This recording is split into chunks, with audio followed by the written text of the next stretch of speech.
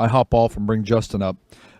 So it looks like Justin is finishing up getting his hands taped, getting the gloves on.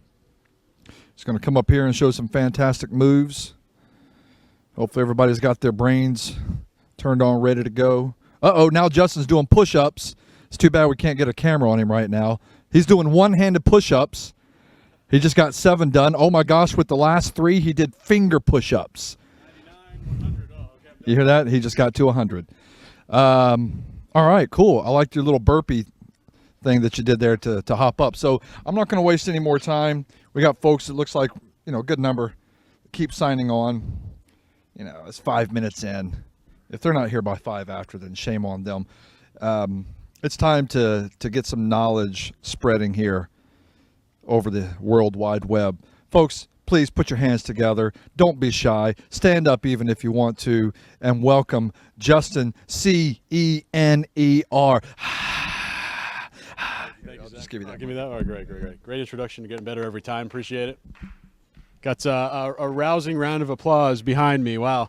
Thank you so much, Ben. Appreciate it, guys. It's been a long time since I've seen you guys, a full 24 hours, so super happy to be back. I'm going to be dropping some awesome knowledge here. What we're going to be talking about is how to sell anything on social media ads. So, hey, UZ Trader, what's up, man? Thanks for joining. To everyone on Facebook, everyone on TaiLopez.com, on YouTube, super happy to have you here with me.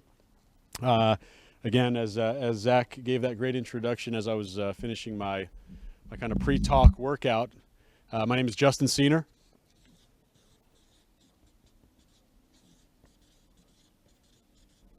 There you go. And we are going to be talking about how to sell anything with social media ads. So first of all, and I want to say this is going to be easily the most interactive call I've done so far with you guys. I want to really hear from you, as specific as to, what is your niche? What's your product? What are you trying to sell? I don't care if it's a physical product, a digital product, a service, anything. I want to know what you guys are selling. I'm going to kind of integrate your examples into my talk and kind of show you how you can be selling on social media with whatever you're selling. I don't care what it is, right? We all know how big social media is. We're all using it every day. We're using it right now, right? Thanks to the guys on Periscope, on Facebook Live, on YouTube, all you guys following Tai and watching myself today. Super happy to have you guys here.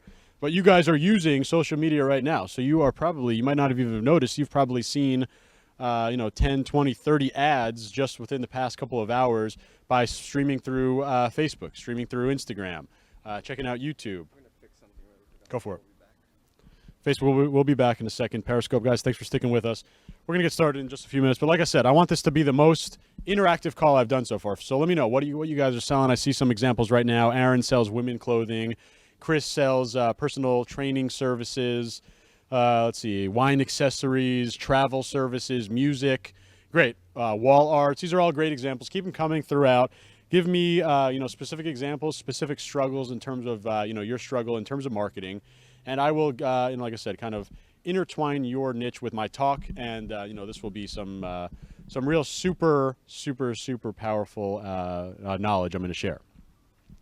We already got some questions coming in. Do you have to have your company name to sell goods using Facebook? I think you mean legitimate business.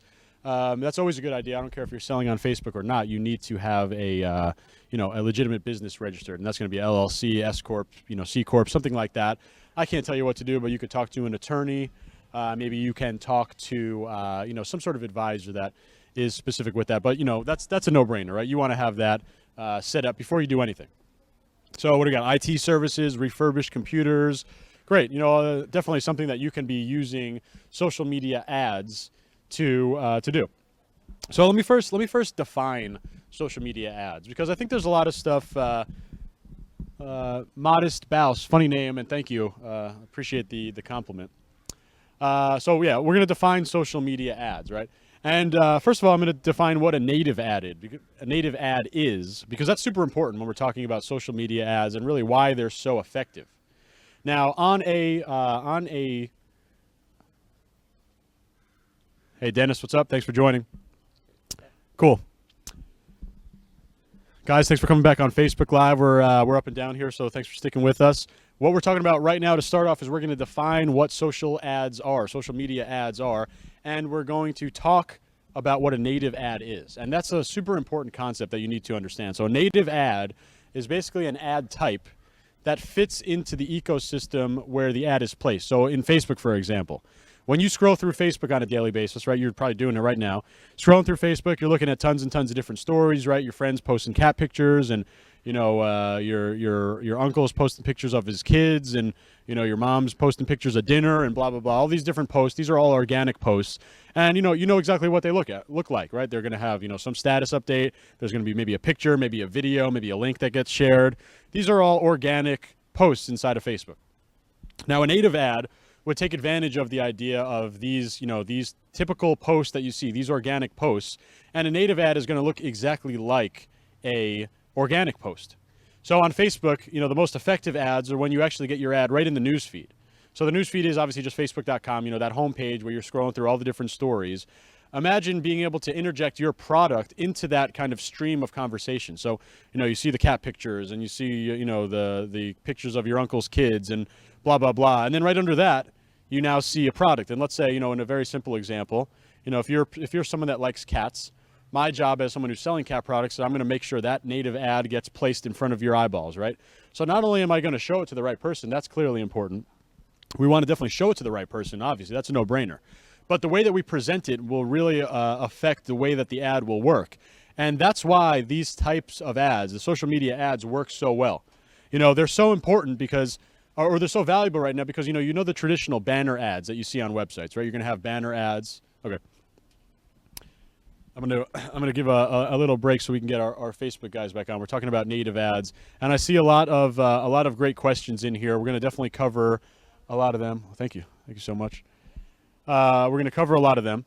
EDM, that's good. Toys, sure. Music, yep, definitely. Hair salon services, you could do all of that on Facebook. And remember, we're talking about native ads and why they're so valuable, right? So on one end of things, we're going to have these banner ads, these search display ads, and that's what you see on Google all the time, right? So on Google, you make any search that you make on Google, right, there's going to be sponsored results. And you can make a Google search right now. Facebook guys, thanks for coming back with us. On Google, make any search, and you're going to see at the top, the first two results are going to be sponsored results. And Google AdWords is basically the ad service that Google provides. It's been, it revolutionized the online advertising industry, but that was about 15 years ago. So those ads definitely still work. A lot of businesses are built on Google AdWords and, getting paid traffic from Google. That's great. If you're having success there, great. I'm not telling you to stop. But Google ads are really, barely a native ad. It's not even a real native ad example. So the reason why native ads work so much better is that people don't understand that they're ads. So, if you see something that comes as recommended from a friend, right, I think the stat was something like people respond 91% more positively to things that get referred to them by a friend as opposed to a paid ad, right? We're all kind of negative towards ads. We have ad blockers out there, and, we have DVR, and we're taught to, record our shows and skip the commercials because we don't want to be influenced by ads. Ads typically have a negative connotation to them. That's where these native ads play in. People don't even really understand that they're ads. And in fact, on Facebook, the only way to tell that a post is an ad is that instead of the date, you might post something and it says, you posted it yesterday at 3 p.m. Instead of that, it's going to say sponsored. And that's super small. On Facebook, that date thing is, real small, especially on mobile. You could barely even see it.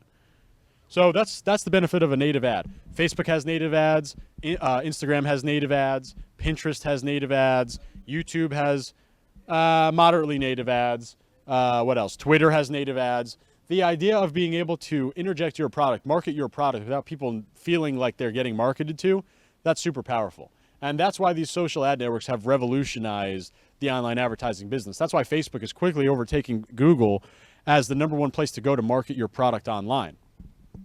Now, the idea of native ad, that's super important, right? And I'll give you some other examples. Stephanie Henry, what's up? Thanks for joining. And I see a lot of you guys asking about the social channels. It's just at Justin Cener, Cener, on any of the channels. Find me anywhere. Luckily to be the only person with that name. So at Justin Cener. So native ads, super important, right? That's talking about more about the look and feel and the effectiveness of these ads. And that's only obviously a small part of it. But that's the main differentiation between, your traditional online advertising of banner ads or in search, search text ads, things like that. That's one side of things. Then you have these native ads on the other side, and they simply just perform way better. So that's what a native ad is. Now, a social ad is pretty much the same description. And like I said, in Facebook, it's in your news feed. It's an ad that gets shown that looks just like a page post. It comes from a Facebook business page, and it's just getting shown as a normal post. On Instagram, same thing. You're scrolling through your Instagram feed. You're seeing all the people that you follow. I can interject as a marketer and put my product right in the middle of that stream. So again, native ads, super powerful. Same thing with Pinterest, right? You're looking through Pinterest, maybe you're searching or you're looking at your friend's pins.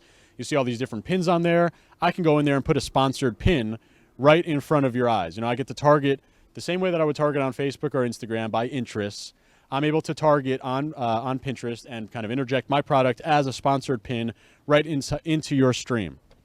So you can understand how powerful that is. I see a comment right now from Jeffrey Scott. It's your birthday.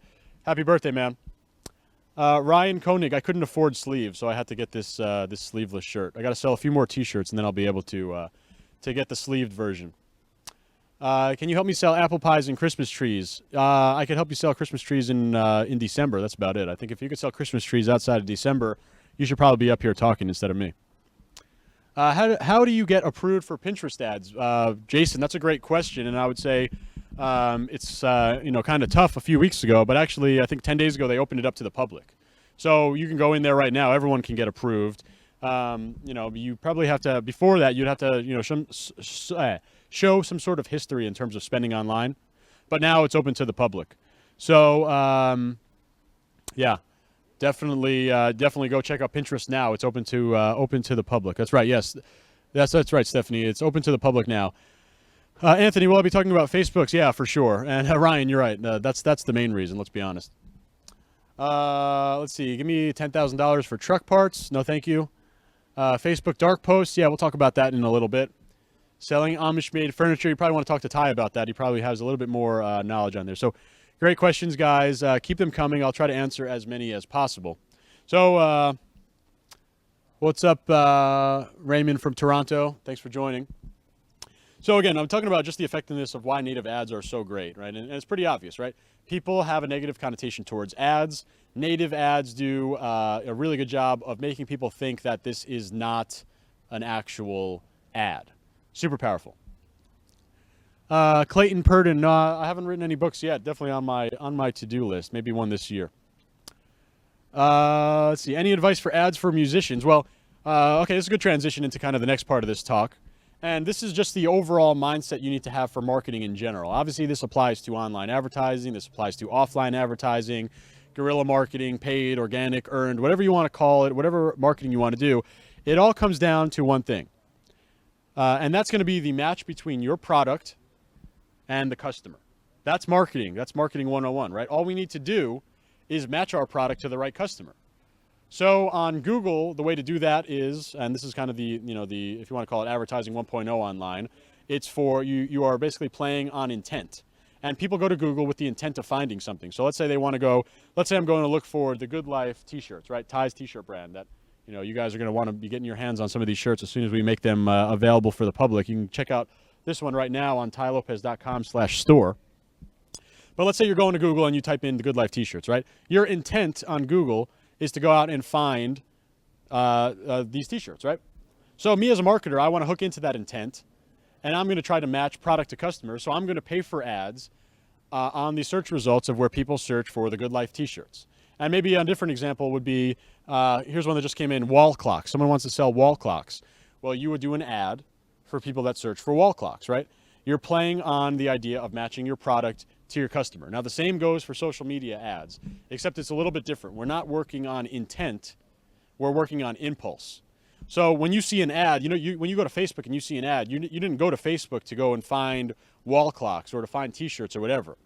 But we want to capitalize on impulse. We're going to show you these ads. They're going to be native ads, so you're not even going to really know that they're ads. And we are going to use, instead of search terms, we're going to use interest targeting to have the ads shown to the right people. So going back to, I have a big cat store, right?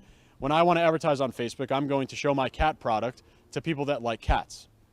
And we all know, and we'll go into more detail in terms of how that's possible on these social networks and how they get this data, how they organize who's going to get the ad shown to. But that's simple marketing. You match your product to your customer. Instead of focusing on intent, you're focusing on impulse on the social media ad networks. And if you think that impulse isn't enough to drive purchases, go check out Groupon.com and the millions of products that they've sold fully on impulse, right? You get an email from Groupon that says 50% off today, and you jump on the offer. That's impulse. You didn't go and search out that product. It came to you. And in fact, it's not even as effective as a native ad because that's a blatant marketing promotion, right? You're getting that daily email from Groupon. It's telling you, here's today's deals, 50% off, blah, blah, blah. That's kind of, they're forcing that down your throat, as opposed to me. I'm doing native ads on Facebook, on Instagram, on Twitter, on Pinterest, and I'm presenting my ads to the 100% the right people, but I'm not forcing it down their throat. So Justin Seth said, here comes the DEA. I guess you just heard the helicopter out there. I think they're looking for James Swanwick, not me. So what other questions do we have? Facebook ads can be precisely pinpointed. You're right, Andrew. That's the reason why Facebook is so powerful. That's why all of these social ad networks are so powerful. So remember, we have the idea of product to customer match, right? We're going to focus on how we can show our product or service or digital product or whatever the product is, doesn't matter, right? We want to match that up with our customer. We're going to be doing that with native ads on social media. For those who've just joined, we have a couple questions. What is a native ad? It's basically an ad type that looks just like all the other types of content on a platform. So someone previously said sponsored content is the same thing as native ads, pretty much, yeah. So basically, when you're on Facebook, the content is status updates from your friends. So a native ad is a sponsored status update. So you as a non-marketer or you as just a Facebook user, when you see it, it looks no different than a traditional Facebook post. And like I said, that's super powerful for the reasons I gave before. Most notably, most people here, or most consumers consider ads to be negative. So why would we want to associate our product with something negative? If we could have a really cool native ad and no one's going to even understand that it's an ad, that's awesome. What makes people click on an ad, Mo? We'll talk about a little, some ninja tricks in terms of ad copy, ad graphics at the end of this talk. But, think about the marketing 101, the first concept. Match your product to your customer. If you have that right match, then people are going to click. It's just as simple as that. Ty's going to be with us a little bit later, guys. Just stick around. I'm going to give you guys some good value, and then he's going to jump on for sure. So let's see, what else? Other questions. Facebook, can Facebook link up with an online pay portal? Facebook accepts a lot of different payment types. I'm sure they'll be able to figure that out. Facebook is the greatest marketing tool on earth. Yeah, you're right. I think Facebook right now is easily the best ad platform out there. It's not even close. Facebook is so powerful, and we all know why, right? There are 1.5 billion people on Facebook. We're constantly every day liking pages, commenting, liking pages, commenting, sharing things, tagging our friends. We're building the marketer's dream in Facebook. We're giving nonstop data to Facebook, and all that data is targetable in ads. And people have seen how powerful that is on Facebook. Instagram's doing the same thing. Twitter's doing the same thing. Pinterest is doing the same thing. We're able to leverage all of the information that we as users are providing. Jiu-Jitsu SWAT, I think I missed the B, but if it comes back, I'll get it next time. That's funny. Am I on Snapchat too? Yes, I'm on all the social media channels, just at Justin Cener. That's the spelling up here. So let's see some other questions we got. Okay, yeah, I got them. Cool. Marketing for mobile detailing, sure, definitely do that. You could do that with any ad network. How do you make a how do you make a native ad? That's going to depend on the platform that we're working with. We'll start to jump in each of the individual ad platforms in a second. Let's see what else. Yeah, so someone asked about EdgeRank. EdgeRank is basically search engine optimization for Facebook. And EdgeRank is actually slowly being phased out in terms of organic posts, mostly because there is no organic reach anymore for fan pages. EdgeRank is definitely still being used for your personal posts, friends and, non-business page profiles. But EdgeRank is meaningless for your ad. Your ad, you're paying for the placement. On EdgeRank, it's all about organic placement. So don't worry too much about EdgeRank. Will I be doing another live stream on selling T-shirts? Yeah, tomorrow. You can find out more information on my Facebook page. Let's see. What is the sweet spot for ROI on Facebook? I'll cover the ROI mindset in a little bit later. But just remember that ROI is a very relative number, right? You want to see mentors and gurus out there pitching their 1,000% ROI ads. Well, ROI is a very relative number. Actually, I'll cover this right now because it's kind of eye-opening. So I call this the ROI mindset. I love covering this everywhere. And here it is. So ROI mindset. If you don't know what ROI is, it's simply return on investment. And it's one of the most important metrics you have in terms of online advertising. Return on investment. So basically, let's say you put in $5. How much are you returning? And it's a ratio. How much are you returning from that $5? So let's say you spend $5, you take in $10 of revenue, and that leaves you with $5 of gross profit. So you spend $5 to make $5 profit. Your return on investment is 100%. So this is where I'm talking about, you want to focus on ROI numbers or ROI percentages. I want you guys to answer this question. Which ROI would you rather have? Would you rather have 500% ROI, or would you rather have 10%? Go ahead and answer that right now. I want to see your guys' actual answers. I actually did this yesterday, so if you guys watched it yesterday, it's going to be a little bit of a recap. So I'm seeing a lot of 500, 500, 500. Jonathan says 10%. Jonathan seems to not fall for my trap here. More 500s, 500s. Jeff Buchanan has it right. Depends on the investment. And right, someone else said it. Let's see. Josh Beeler, we need more info. That's right. This, you have no idea what's going on here. So these are again, ROI, and you see all these people pitching ROI. It's meaningless, right? Which one would you rather have? Well, you can't answer it. Now I'm going to add some other information here. I'm going to add in the ad spend. So remember, return on investment. How much did you spend to what did you return? So here we spent $5. Here we spent $5,000. Now, which ROI would you rather have? Right here, you made a grand total of $25. Congratulations. You have 500% ROI. Now you can post it on your Facebook page, and everyone will like you a little bit more. But you have this guy over here. He only did 10% ROI. He netted out $500.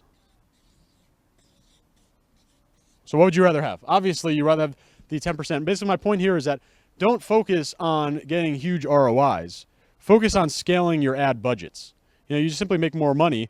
And not only that, what do you think is easier to do on a daily basis? Is it easier to get 500% ROI, or is it easier to get 10% ROI? Obviously 10%, and 10% is actually a pretty terrible number. You should be seeing, 40, 50, 60% ROI on a good Facebook ad. But you can see the power of it, So we start all of our ads at $5, and I'm not suggesting to do anything else. I'm not suggesting start at 5,000. But when you have a working ad, you make your job a lot easier when you raise your budget up to $5,000. So I see this paper looks crazy. Don't worry about it. Basically, the idea is ROI on itself is meaningless. You want to have ROI tied to an ad spend. The higher the ad spend, the easier your job is. Let's see. Yeah, that's right, Stefani. ROI, return on investment. And on the paid ad side of things, it's very simple. How much you spent to how much you made.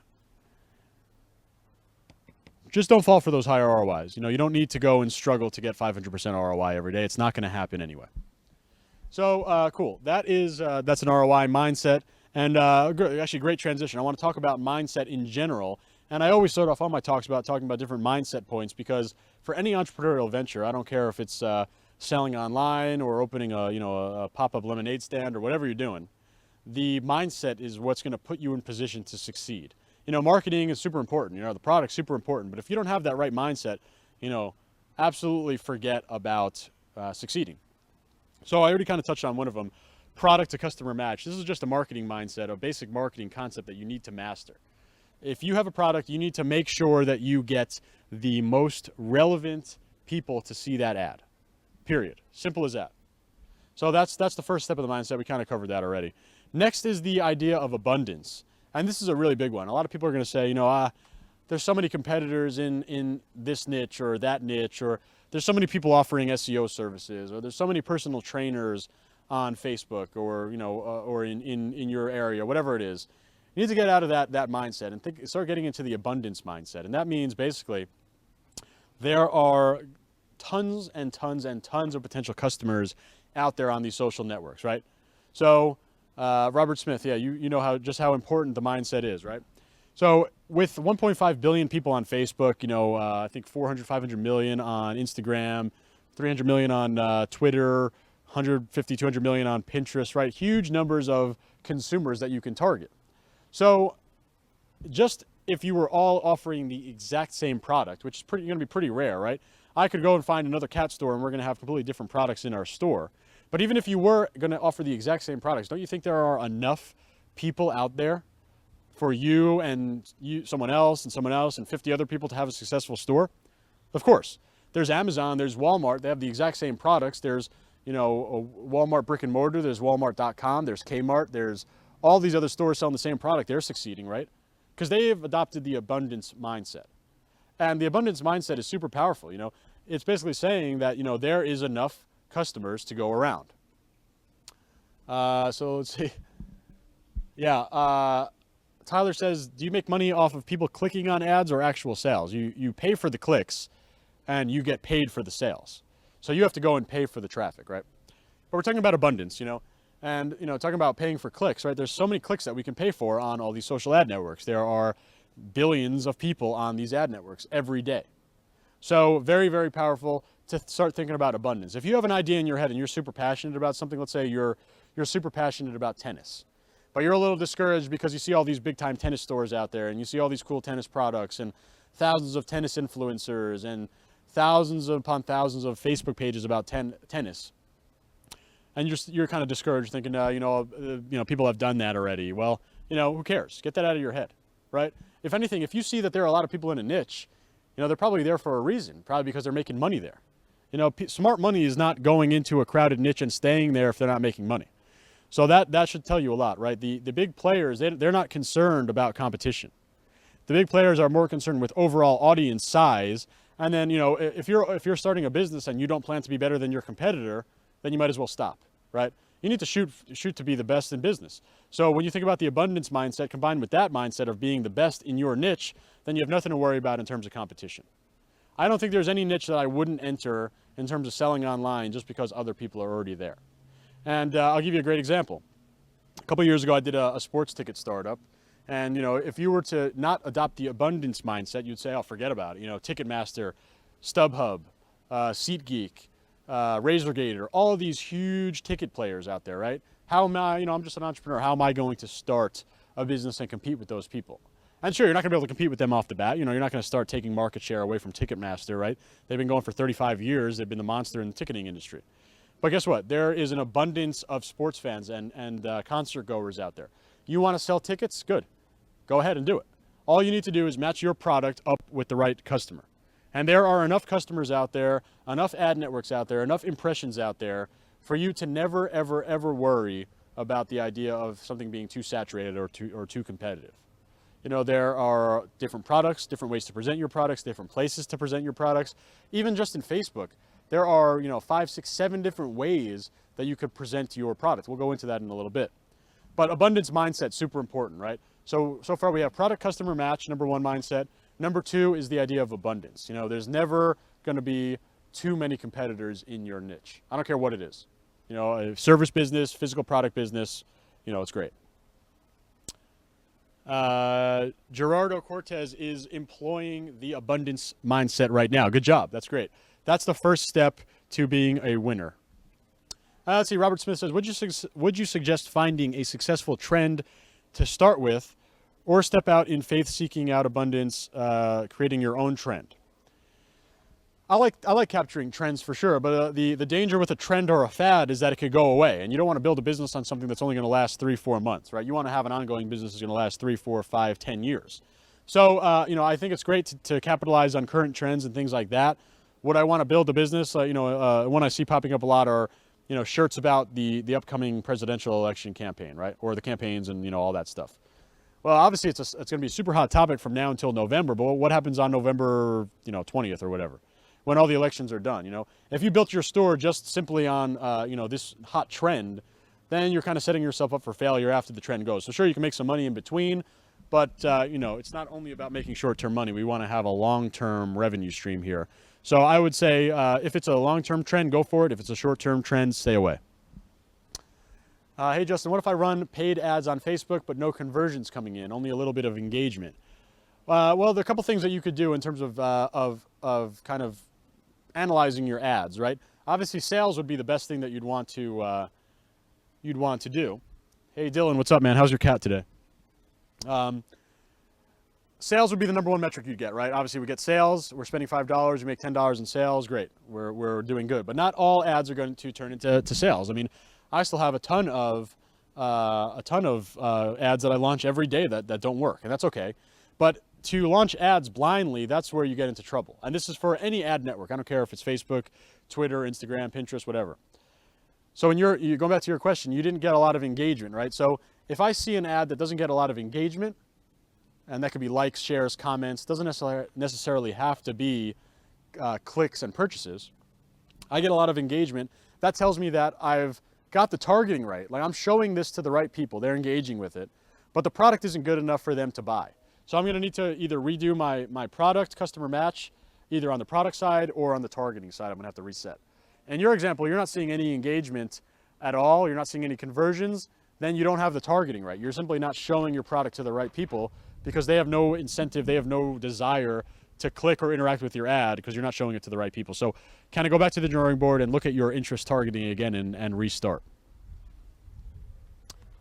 At 10% ROI of $5,000 spend, does that put you in the whole $4,500? No.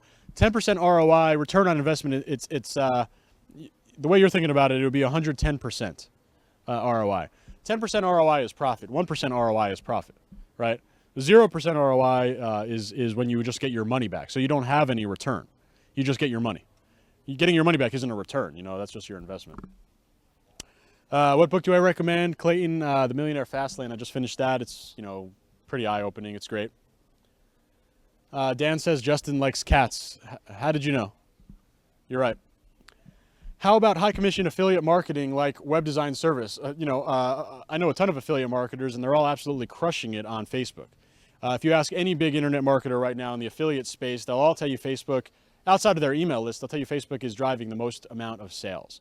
So yeah, for sure, you could absolutely use it to do high ticket affiliate items. Let's see. Hey there, Justin. I'm a musician. Should I always boost my posts when I release new music? I would probably always boost it. You want to just get as many eyeballs on it as possible. Maybe you have a hope that a song can go viral or something like that. So yeah. Clickety clank. The money goes in my piggy bank. Interesting. Not a great question, but good comment. Let's see. This is live right now. Yep, this is live right now. Tai will be on a little bit later, so make sure you guys stick around for him to come on probably a little bit later in this talk. So cool. I'll take one more question before we get started. So regarding shirts, should I have a high list price item and first gradually introduce sales to lower the price? No. I think discounting and sales, fake sales. First of all, fake sales, that's a bit unethical. But I don't think you should ever discount. And there's no quicker way to kill your brand, kill your store, than to discount. I'll give you an example. I won't tell you the company's name. But they had, huge amounts of money in venture funding. And they had completely trained their customers to abandon checkout and go find a coupon code because all they did for the first couple of years was discount. Discount codes, promo codes, today's giveaway, tonight's promo code, this morning's promo code, promo code for $139 in the afternoon, promo codes everywhere. You want to kill your business so quickly, condition your customers to look for discounts, right? You don't want to do that. And Garrett gives a great example, JCPenney. Take a look at their stock. You want to be a discounter? Take a look at JCPenney's stock. They're basically bankrupt. How do you sell products abroad? Facebook, all these social ad networks, you can target by country. So if you want to sell just to Australia, sure, just sell to Australia. Does CPM translate to social media from Zachary Schmidt? CPM, if you guys don't know, it's cost per 1,000 impressions. Basically, it's the way that you pay for ads on Facebook and some of the other platforms. Absolutely, it translates to social ads, social media ads, and that is going to be one of the first metrics that you look for when you start to see an ad. You're going to want to see a lower CPM. I look for between $4 and $8 on the CPM side of things. Cool, so I'll save some more of these questions for a little bit. Guys, again, thanks for joining me. My name is Justin Cener. I'm here at Tai Lopez. We're talking about how to sell anything with social media ads. And we're on the mindset thing here. And now we're going to talk about another important mindset thing, and that's leave assumptions at the door. Change the title so that you... Yeah, so we'll be back. Oh, okay, cool. Facebook guys, we're going to be right back. Sorry, I didn't know what you were talking about. Yeah, no. Okay, so yeah, I'm gonna give a couple minutes. I'll answer a few more questions as we're kind of coming right back up to there. So, awesome philosophy, Miranda. Don't be scared. You don't need to be scared. You got a great product over there, so you're going to be able to sell. And by the way, I put in that recommendation to Matt at ThreadMeUp. He said not likely, but we'll see what happens. So, what else do we have? Do you use fulfillment partners? Absolutely. So I have, whether you're doing, I do a lot of t-shirts, so there's a lot of great fulfillment partners out there that actually print your shirts on demand. And we did that talk yesterday, right, in terms of how to sell millions of dollars in t-shirts without ever owning one piece of inventory, right? So you have fulfillment partners that maybe print on demand for t-shirts. You also have fulfillment partners where you have product that you might source from some supplier and have it sent to a fulfillment house, and they would go and send that product out.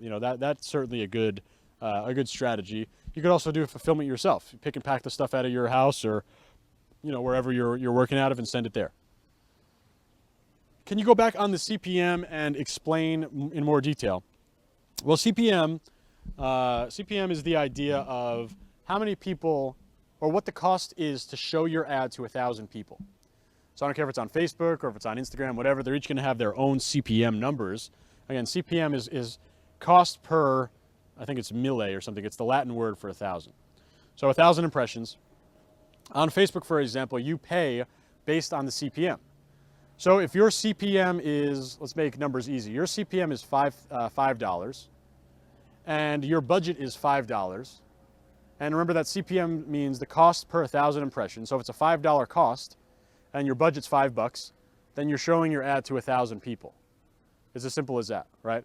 If your CPM is $1, and your budget's $5, then you're going to show it to 5,000 people. So it's just a simple mathematic formula. And a lot of people want to know, when they're at $5, why aren't they getting tons and tons and tons of, why aren't they getting tons and tons of clicks? Why aren't they getting tons and tons of sales? Well, at $5 and a $5 CPM, you're only going to get 1,000 impressions on your ad. Not 1,000 clicks, not 1,000 people going to your website to look at the product, 1,000 people simply seeing the ad. So, that's not a lot of people. You need to have a really good ad. You need to have your targeting really dialed in to make sure that you're taking full advantage of those 1,000 people that are seeing your ad. Can everyone be successful, or does someone always have to lose? No, we could all be successful. I'm not sure exactly what you mean, but, this is totally, you don't really need to rely on many other people other than the buyers. So you always need to find buyers, but otherwise, there could be tons of people in your niche or in your industry that are all having success at the same time. Have you ever used models or celebrities to promote your t-shirts? I haven't done much of that. You see on Tai Snap a lot, he's got some good models modeling the Good Life shirts. I definitely think it works. It really depends on your niche. Sometimes you'll have a benefit for having models. Other times you could just have the shirt. The hell? Christopher Duvall, it's nice. We're going back to mindset-wise. We're talking about leave assumptions at the door. So I'll give you the best anecdote here. We're kind of run through this pretty quickly. I have a big cat store, right? I started a couple years ago, and I thought that, my ideal customer, my most consistent customer would be that person that falls into the idea of, the crazy cat lady, right? 45 years old, loves cats, lives alone, is not married. And by the way, these are all things that we can target on the social ad networks. We can go as specific as saying we could target a 45-year-old unmarried woman that lives in New Jersey whose profession is a nurse and went to Rutgers University. Like, we could do all these different layering of targeting, and that's why Facebook is so powerful. But you want to leave assumptions at the door. So my assumption was that was my target customer. Good thing I didn't act on that assumption, and we all know what happens when you assume, right? So what I did was I just went with everyone. I went with the entire audience. I normally do 20 years old and up, and the reason being I want to make sure that these guys have credit cards. But now a couple years later, I look at my average customer, and she's between 25 and 35, slight majority of female, about 55%. But had I gone with that assumption earlier on, I would have lost out on a huge amount of revenue.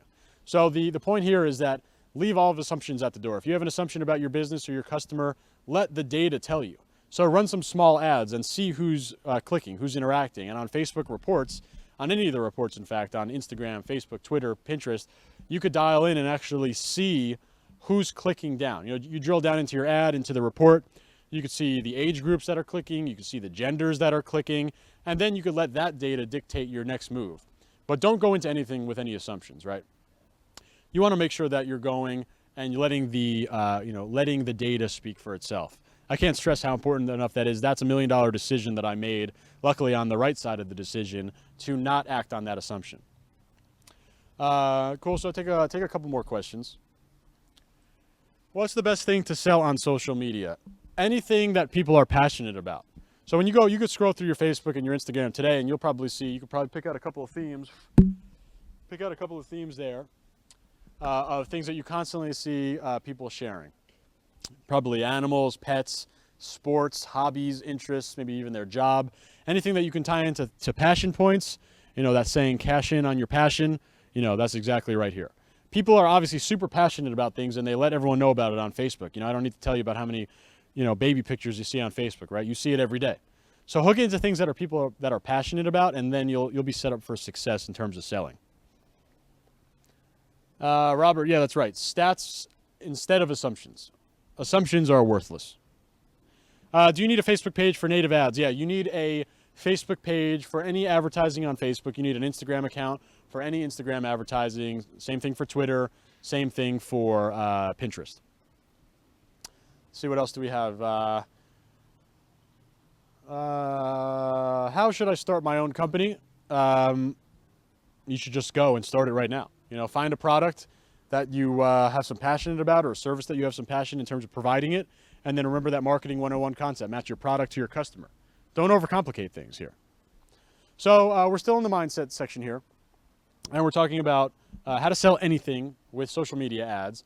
Last point on the mindset thing is learn to learn. And I like saying that because there's a lot of stuff that you can go out and learn. You can spend hours and weeks learning, but I want you to learn enough for you to get to the next step.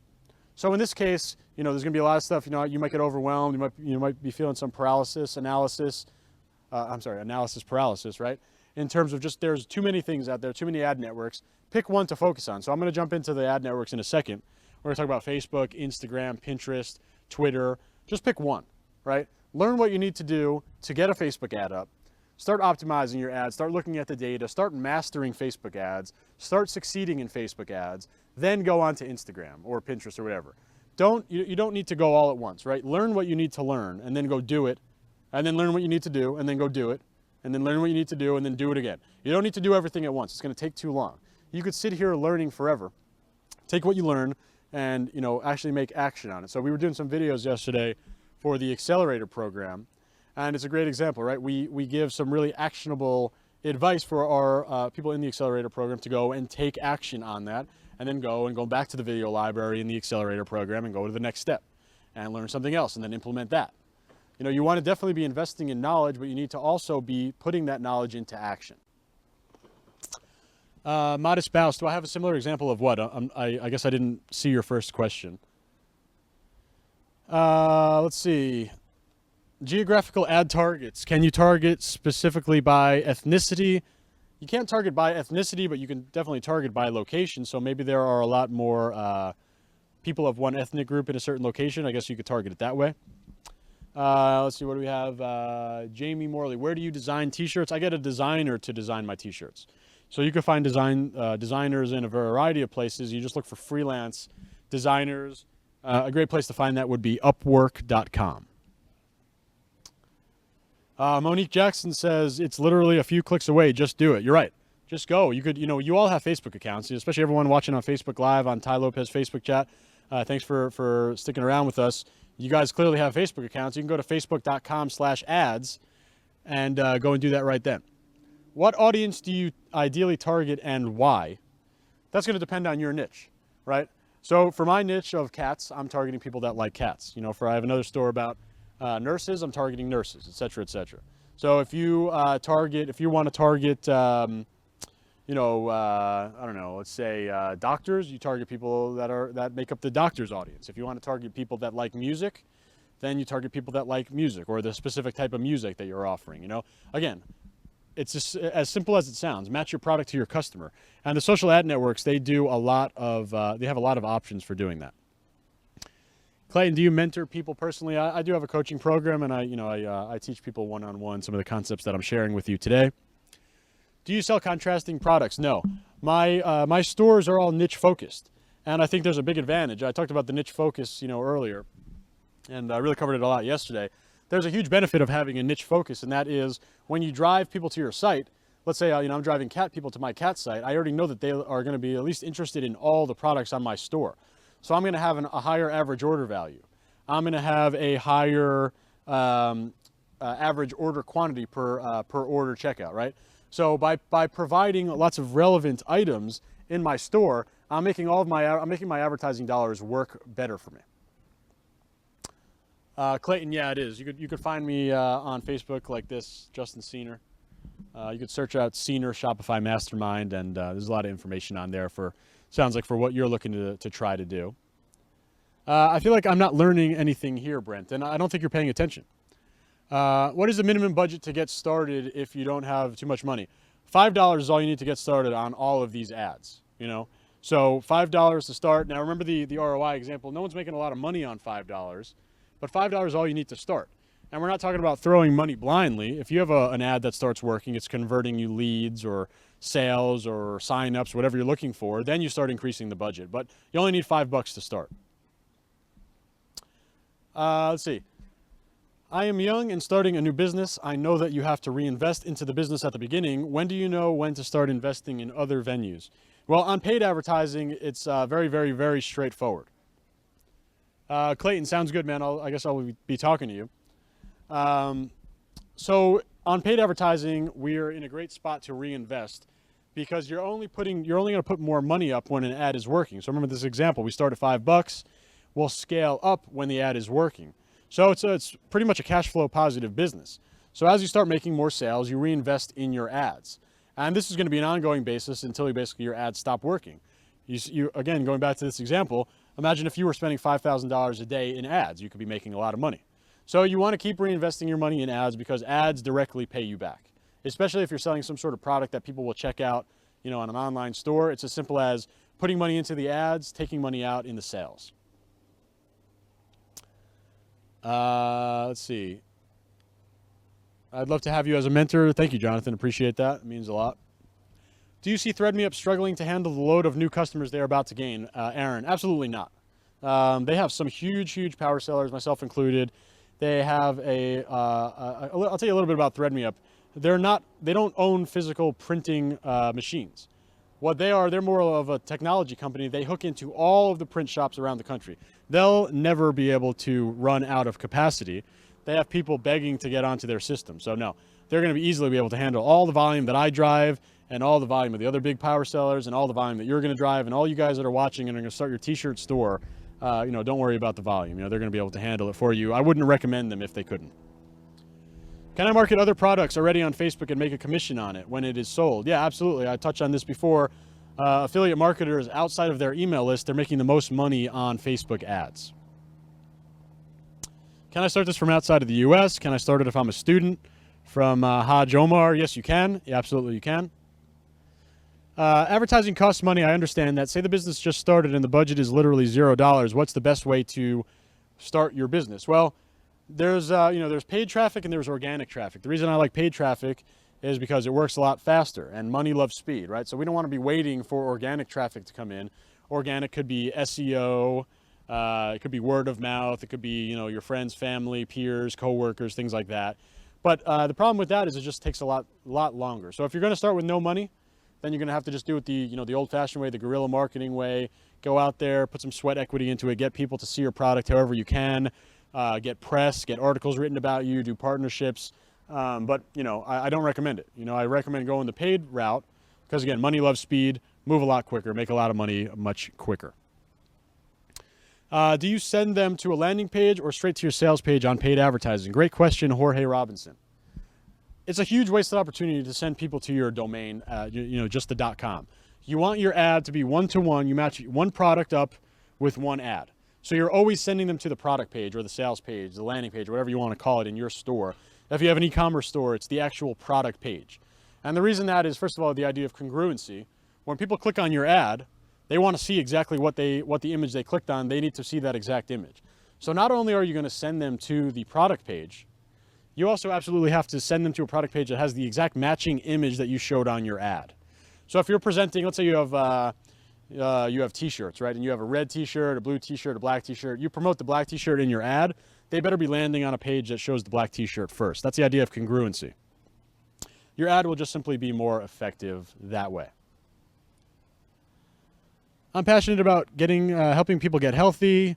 Is it a good idea to sell online one-on-one health consulting video sessions? Yeah, I think that's a great idea. There's fitness and things like that. It's kind of a little bit more regulated on the ad networks, just because a lot of affiliate marketers really killed the space for everyone by kind of doing some of those less than trustworthy offers. But yeah, sounds like that would be a great thing to sell, and you could sell a variety of products. Brant wants to see one of your shirts. Take a look right now. This is one of the projects that I'm working on right now. So here's one of the shirts. You can buy this shirt right now on tailopez.com. Another great value there. You're welcome, Monique. How do I apply for paid advertising on Twitter from Tim Stroud? Twitter should be open to everyone at this point. So all you need to do is just go to the Twitter advertising homepage. I don't remember the exact URL. Just Google it. And then all you need to do is open an account. You hook a credit card up there to pay for it, and then you're good to go. I'll cover a little bit more about Twitter in a second. I'll take a few more questions before we jump into the actual networks. Courtly, you love the shirt. Thank you. I love your name. It's a really cool name. What software do you use for t-shirt designs? I don't design myself. I'm not a designer. I don't pretend to be one. Remember, when you're selling shirts, you need people to actually wear the shirt. So I go and get a designer, and my designers use Adobe Illustrator and Adobe Photoshop to create the graphics. This is not something that can be done on Fiverr. This is not something that can be done in Microsoft Paint, if you even have that. You need a professional graphic designer and a professional graphics program. Brandon White, I'm glad that you agree with paid advertising. It sounds great. Obviously, Tai is leveraging that to the extreme with huge success, right? How much money should you have before starting paid advertising? You should have $5 at least, because that's all it takes to start one ad, $5. If I had $5 and someone said, what's the best way to use $5? I would say start a Facebook ad. If you're thinking about going to Starbucks after this call and getting a coffee, save your $5 and go launch a Facebook ad for your product. It's going to give you a much better return on investment. Justin, can you cover advertising on Instagram? Yes, I will in a few minutes. I'm going to start with Facebook. I'm just going to take a few more questions. What if you're just starting and don't have a professional designer? Well, if you're trying to sell t-shirts, then I don't recommend that you move forward until you do have a designer, because again, people need to wear your product. Now, if you're not a designer and you are selling a product that doesn't rely on design, like maybe a service or something, or a pre-existing product, then you can get by without a designer. But if your question is regarding t-shirts, you absolutely need to have a good designer. Do you need good credit? Nope, there's no credit required. You just need a credit card. Jake Lovelock, yes, I'm back, man. I'm glad that you're happy to see me here. Ty Evans, 14 years old. It's never too early to start, man, so go ahead. Casey Lynn Meyer, that's so inexpensive. Had no idea you could start an ad with $5. Yep, totally the case. Every single ad that I start, even though I have stores doing 7 figures, I'm still starting every ad at $5. No reason not to. The reason is that we're not going to spend money until we know an ad works. So you start with small tests. Ty always talks about doing small tests and experiments, right? So this is exactly that. You start with a little $5 ad. If it works, you make it 10, you make it 20, you make it 40, et cetera, et cetera. And scaling is a huge thing about paid ads. Scaling is, when you scale up or down your ads. And that's very, very, very powerful. Clayton, is it hard to reach me on Facebook? I don't know. I'm definitely not reachable right now, but give me a try after this call, and I think I'm very, very accessible. Let's see what else we got here.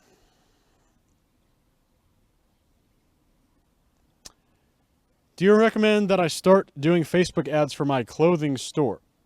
I'm still waiting for the clothing from my manufacturer. Well, you definitely don't want to sell something that you can't ship out in a reasonable amount of time. So it depends on when you're going to get your shirts. But if you are able to get your shirts, then yeah, go ahead. Raphael, and do go ahead and do your Facebook ads right now. Let's see what else we got going on. Advertise on Amazon. No, I'm not a huge fan of advertising on Amazon. They do have a paid ad network on there, but for the most part, people are on Amazon to buy products on Amazon. So if your product isn't there, I wouldn't do it. Brandon White says designers cost $150 to $10,000. That's true, and obviously no one's spending $10,000 on a T-shirt design. You should be spending between $35 and $100 on your T-shirts, on your T-shirt design, I should say. What audience do you target when it comes to Facebook ads? That depends on your niche. Dre and Damon, hey JC, great work. Thanks, man. I'm glad that you're happy to see me here again. Tavane Palmer, I'm keeping it 100, bro. I'm glad you like the tips. Selling used cars on Facebook, a good ad. It's probably not the best type of product to sell on Facebook. It's a little bit hard to target people in there, but it certainly could be something that you could do. Especially you can target people that like specific brands of cars. So let's say you have a BMW that you want to sell, you could show the ad to people who like BMWs, or even as specific as the model. Maybe you have an M3 that you're selling, target people that like M3. Hopefully that was helpful. Yeah, Ricky, there normally is a recording of this on Tai's Facebook page. Sometimes it gets recorded, sometimes it doesn't, so check back there. Jiu-Jitsu says, is free shipping the way to go? I did a massive test in November. I raised my price a couple dollars and I did free shipping. And so I was doing $22.99 plus $5, or $24.99 plus free shipping.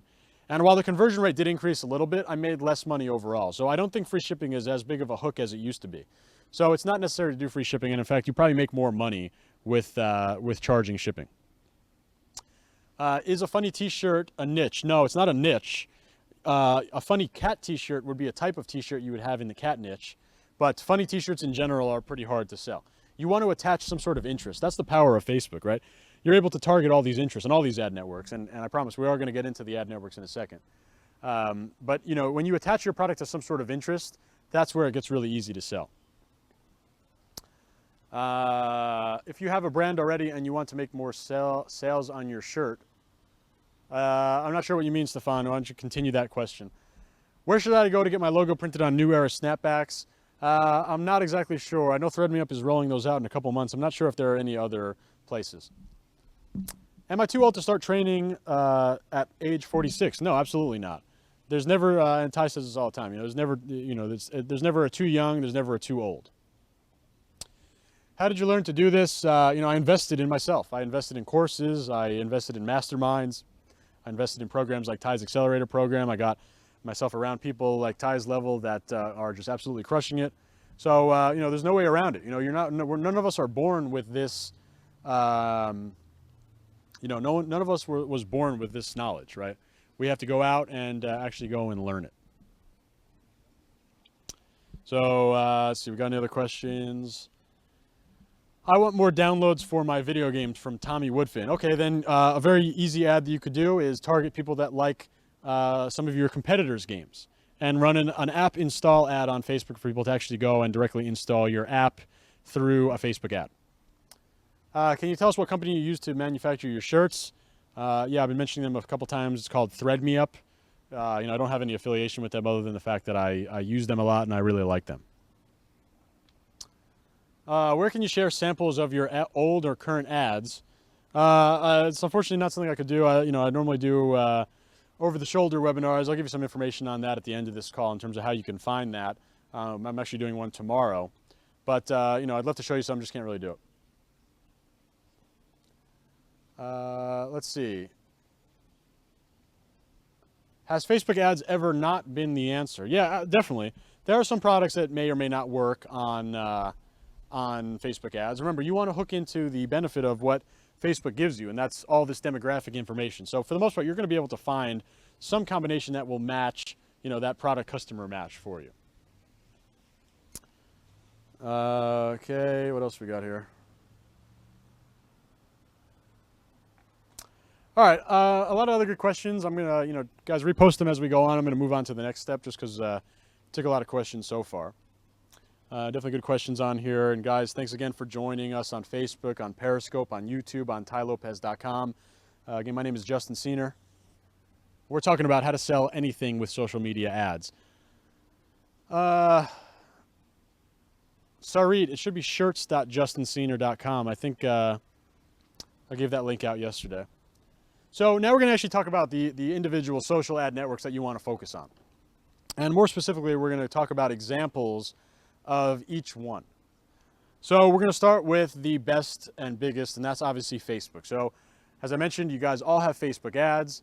Facebook ads use native ads. So these ads are basically appearing in your news feed, and I bet money that you guys don't even notice that you're seeing ads. You can go through your news feed right now, and most likely one of the first posts on the top of your news feed, if you refresh it, will be a sponsored post. It will be an ad. And the only way you'll be able to tell is that instead of showing the date, it's going to say the word sponsored. So again, I already told you about why native ads are so important. You know, people don't even realize that they're ads. So you got Facebook. So here's how Facebook works, right? In the simplest form, you have a product, right? And you have a URL for the person to learn more about your product or potentially even buy your product if it's e-commerce, or maybe you want to capture leads to sell your personal training product that you got to do over the phone, or you need to capture email addresses, or you want people to read your article, whatever it is, whether you're selling a product or not, you just want to drive traffic with Facebook. You're going to have a URL that's a destination. You're going to create a post on your Facebook fan page. So you need a Facebook fan page first. That's the prerequisite. You're going to create a post on your Facebook fan page that is going to act as your ad. And in that, the ad is going to be made up of two things. You're going to have ad copy, which is the actual words of your ad, and then you're going to have an ad image. So I'll sloppily draw this out. So here's your Facebook news feed, right? And you see, here's a post, from your friend. You know, he just got a new job or something. Now here comes your post in the news feed, right? So here's your Facebook post. And your Facebook post is going to come from your fan page. So you're going to have your fan page image here. Fan page image. And then you have two different sections. So you have one, you have ad copy. And two, you have an ad image, right? So here's your ad, here's the news feed, here's, just generic posts here from your friends that normally show up in your news feed. And now here, smack in the middle, is your ad. So you create this ad on your Facebook fan page, and you fill it with the two parts, ad copy and image. We'll talk about image first. Don't go crazy here, right? The most important thing on social media is imagery, especially on mobile. Think about this. You're holding your phone, you're scrolling through your phone really quickly. You're not exactly looking at all of the text on the status updates, but you're definitely at least seeing the imagery. So the image needs to catch people's attention right off the bat. So you need to have a very clear image. If you're selling a t-shirt, you want to have that image of the t-shirt, big and clear so they can see the design. If you're selling any product, you want to have that product front and center. If you're selling a service, you want to have an image that is very relevant to your service. So maybe you're selling personal training, you show, a real, maybe even show a picture of yourself training a customer, right? Picture is super important. And on Facebook, for the most part, you're going to be able to use a big square image. It's going to be a 1200 by 1200 ad image. So a big square will be your image, right? That's the most important part. Number two would be the ad copy. So that's where you're going to actually talk about the product. And here's how I like to structure my ads. I'm going to have 3 different lines in my ad. The first line will start with this: a question that is the most loaded question that you can think of. By loaded, I mean you already know the answer. So for me, I'm advertising to cat people. I'm only showing my ad to people that like cats. So my first question is going to be, do you love cats? And obviously I know the answer is yes. I'm only showing it to them because they are in the audience of people that like cats. But this puts them into a psychological state of them already agreeing with you. You want your customer or your potential customer, as they're looking at your ad, you want them to be going like this, not in their head. Do you love cats? Yes. And then I might even have a follow-up question. Do you love spending time with your cat? Obviously yes, right? So maybe something else for physical fitness, physical training or personal training services. Do you want to get in shape? Question mark. Well, obviously, right? Do you, are you intimidated by going to the gym? Maybe that'd be a good question that you would ask as a personal trainer. Maybe you're selling sports tickets to the Dodgers and you say, do you love the Dodgers? Question mark. Are you sick of paying too much for sports tickets? Question mark. Obviously, they're saying yes, and that puts them in the state of mind saying, okay, I already agree with this person. And that's super powerful. If you could have someone agreeing with you as you're selling a product, they're going to be much, much, much more likely to go and buy your product, sign up for your service, whatever it is. Okay. So some funny comments out there about notifications and stuff. Okay, so on the Facebook side of things, right? So here is our actual ad. So we're going to post this on our Facebook fan page, and then we're going to go into our Facebook ads manager. So this is after you open up your Facebook ads account. Obviously, it's free to create. All you need to do is put some sort of payment method on there, credit card or PayPal. And now it's time to actually build the ad. So there's a lot of different ad types out there. I just want you to focus on one. It's called the website conversion ad type. And this ad objective or ad type is basically, it's still a newsfeed ad. It's a native ad that's going to show up in the newsfeed, both on mobile and desktop. But it's the goal of the ad is to get website conversions. So that could be signups, it could be purchases, whatever action you want them to complete on the website. So oftentimes, we don't care really what happens on Facebook for the ad. We want them to click the ad and go off to our website. And I forgot to mention what's on lines 2 and 3 of the ad copy. So line 1 is questions. Line 2 is a call to action, something like click here, and then the actual link to your product. And then the third line is unique to social media ads, and it's what I call a social call to action. So in Facebook, it would be something like, don't forget to tag your friends who might also want this. And same for Instagram, right? Don't forget to tag your friends who would also want this. Even the same on Twitter, or you might even say something like, retweet this if you want this. And that idea is to simply stretch your advertising dollars further. So all of the organic kind of virality that you get, the shares, the likes, the comments, the retweets, the repins, you don't pay for any of those. So if you're spending $5 on ads and you can get 10 or 20 people to comment and tag their friends, then potentially their friends are seeing it, the friends of friends are seeing it in the news feed, and you're getting free impressions. So that certainly never happens on Google, right? You're paying for one click and one click alone. But on Facebook, you could be paying for a certain amount of impressions, and you add that social call to action in there on the third line, and now you're getting some extra free visibility for your ads. So that's super powerful, right? So again, going back to the idea, website conversion ad is the ad objective that I want you to focus on. And all you need there is your URL. So you have a product URL, let's say www.mystore.com/product1. And remember, we're always advertising one-to-one a product to an ad. We're not advertising the entire store, we're just advertising a product to an ad. So you put that URL in there, that's step 1 of your ad. Where is the destination? Step 2 is who is going to see your ad on Facebook. So this is where the magic happens. This is why Facebook is so powerful. I touched on it earlier before. Every day we're liking pages, we're tagging people, commenting, sharing. We're just providing trillions of data points to Facebook every day. Facebook is housing all of that data, and they're providing that to marketers inside the Facebook ads platform. So now, like I said, the second step is who is going to see this ad. So this is where you have a couple of different options here. You have location.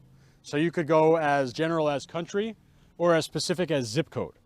You could basically target portions of a city. That's how narrow you can get on Facebook. I typically like to start just targeting the entire United States.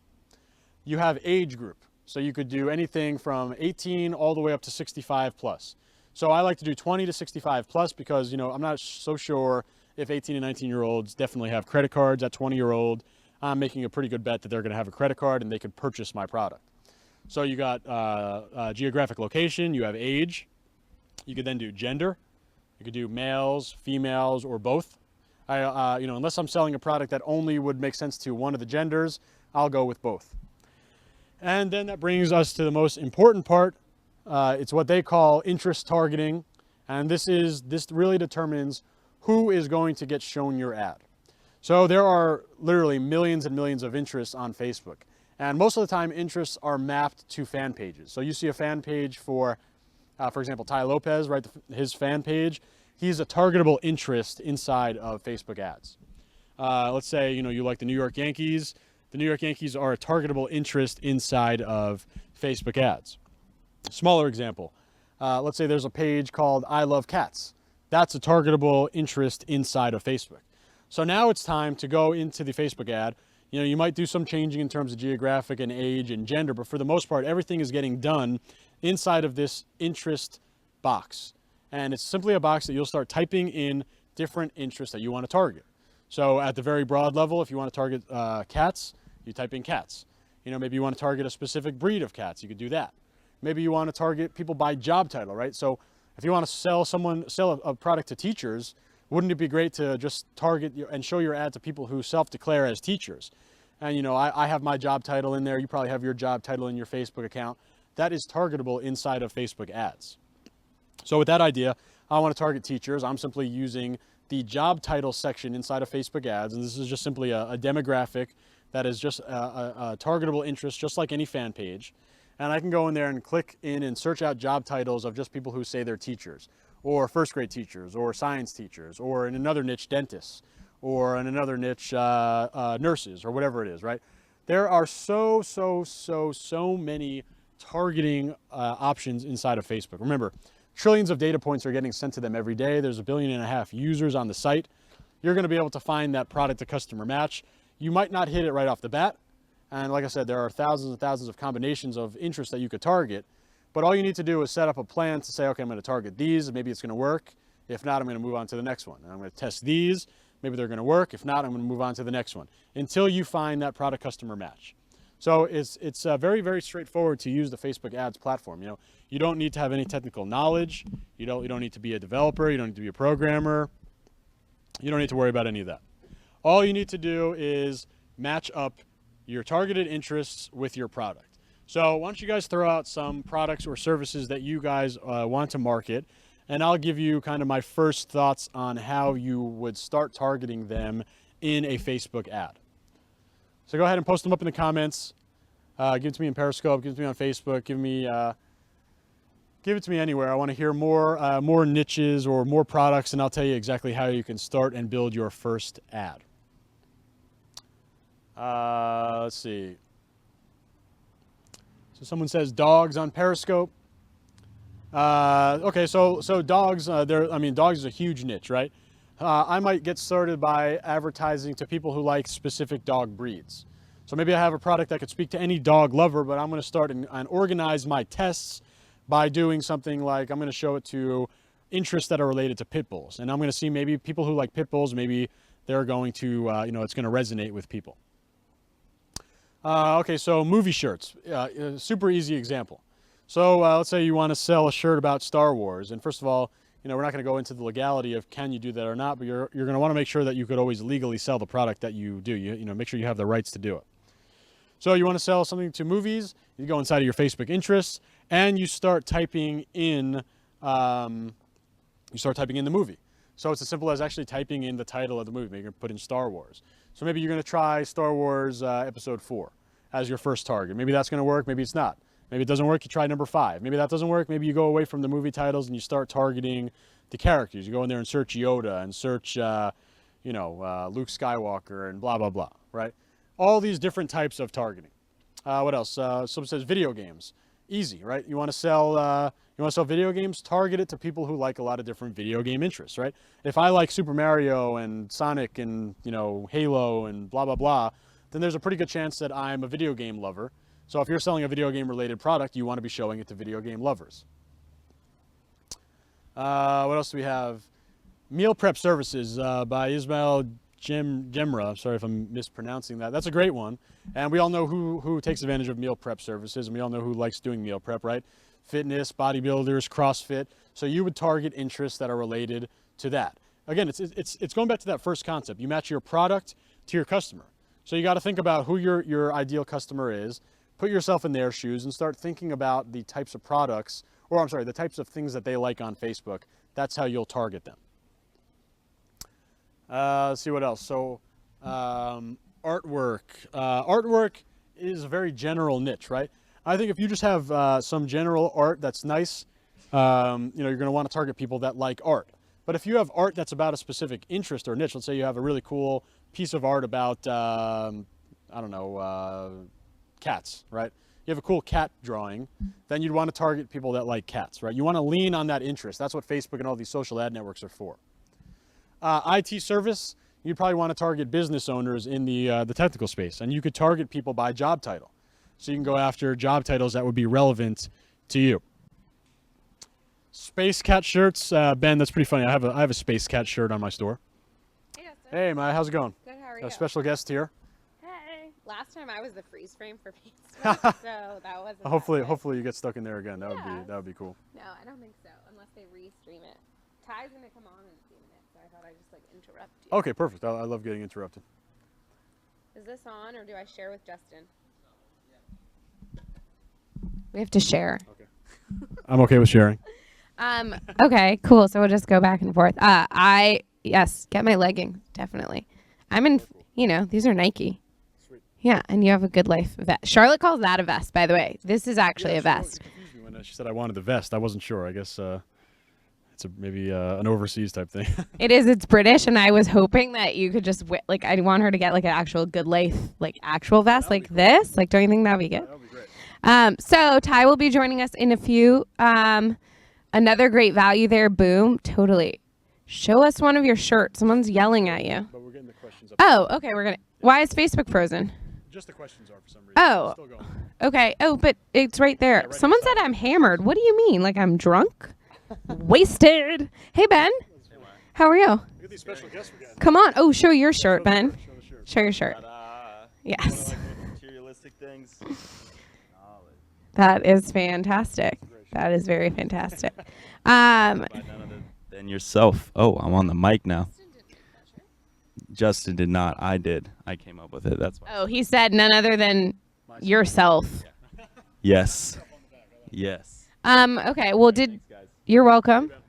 Did people get to ask you lots of questions? Definitely. A lot of good questions, and everyone is super engaged. And I think a lot of people are going to be jumping onto Facebook ads tonight and starting to get their products sold. Cool. And we recorded a bonus with you last week, right? Yeah, a couple of different how to speed up your success, how to sell anything on Facebook. We're kind of covering a little bit more generally there. And yesterday we did so many videos, I honestly don't remember what we talked about. We did a lot. I actually have a friend from Australia. We're gonna do a giveaway when he moves here, actually, or he's coming here. But he has this watch. I just made out with the microphone. Sorry, I don't know if you guys can see this.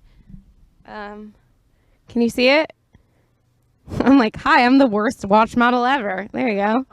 And I'll put it in here. But this is my friend Simon's watch. Can they see that? No. Really? No, it's not even focused. Anyways, I'll show you guys later. Go back. Okay. But I showed it to Justin, and Simon messaged me yesterday on WhatsApp, and he said, hey, oh my God, I just woke up. Can you please have Justin send me his Facebook things?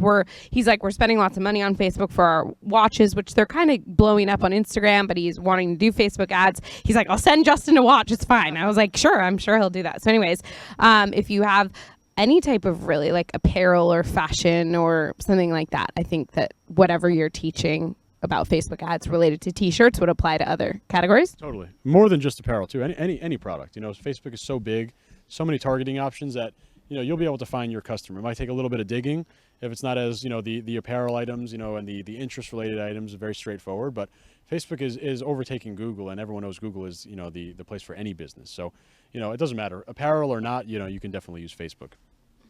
So you heard that from the man himself. I'm trying to steal. Someone said I love the mic. I know I do, because I want to make sure you can hear me. Justin, you're good at tucking in a mic, though. Oh yeah, I feel professional when I do it. It's like I'm giving a press conference after my retirement or something. It's kind of cool. But if you were like Brett Favre, you would come back again, which you did today. That's right. That's why I'm back here. I retired yesterday, but I just couldn't stay away. I came back here. I forced my way back on screen for you guys and provide a little bit more value. So I hope you guys enjoyed it. And I certainly love talking to everyone here. Everyone's super involved and super engaged, and all of Ty's audiences are. So it's always great to be talking to you guys for sure. Someone said that I like you. Right there.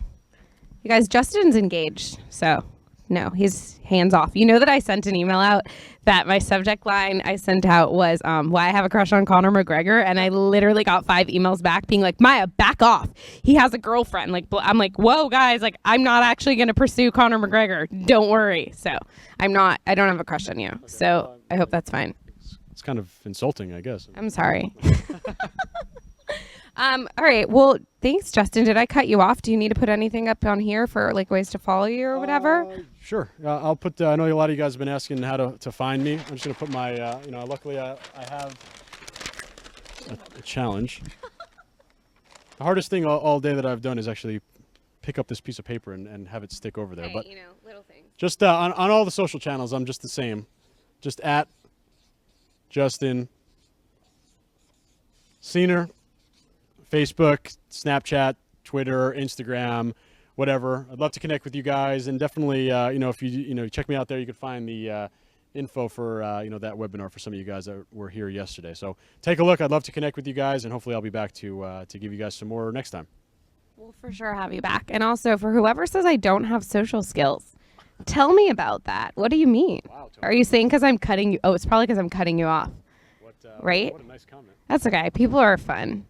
Phone number. People want your phone. You guys, Justin's not going to put his phone number up on the board. That's not a thing that we would want to do. So this would be the best way. Insta, Twitter. Find me this way. Yeah. The social channels, and we'll definitely talk. I'm super accessible, so go ahead, reach out. Yeah. And I'll get back to you. Just like don't call him like at 2 Please don't a.m. call me. Okay, well, we'll have you back soon. I'm just going to do a little segue into Ty's talk, and then I'll talk about you when you're gone. Thank you very much. You're welcome. Have a good one. Thanks. Hey, everybody. Okay, so that's frozen. That's so annoying. Well, anyways, so Ty will be joining us in just a few moments. For Ty time, that's like 10 minutes. So just FYI. I hope you guys took a lot of value from Justin's talk. Lots of people are saying, thanks, Justin. If you can't see his last name, it's, how do you pronounce it? Cener. Cener. Justin Cener. Cener. I guess it's like a little bit, there's a glare on that. But anyways, that's fine. Josh, do we want to reset Facebook? Okay, no, I more meant because when Ty comes out, I think we should reset the talk and stuff. But anyways, so for people, yeah, we'll wait a few and then I think we'll do it when he comes out so it's not too advanced. And also then I don't want to be the freeze frame on Facebook again because I was really uncomfortable. So is this your Periscope, Justin? Okay, do you want it? Because I don't think anyone wants to see me on your Periscope. They're like, who is this bee? Thanks, Justin. Good content. I just jumped in. How do I start? Okay, lots of people are just starting a t-shirt line. You're definitely going to watch this. Yeah, follow Justin. He has some really good info on t-shirts and apparel, and I was showing my watch. You can see it here. I was trying to come up way too close to the camera. I don't know if you can see that. Also, at the end of the call today, we're going to be doing a cool giveaway. We usually do something that entrepreneurs can use. Do you know what the giveaway thing today is?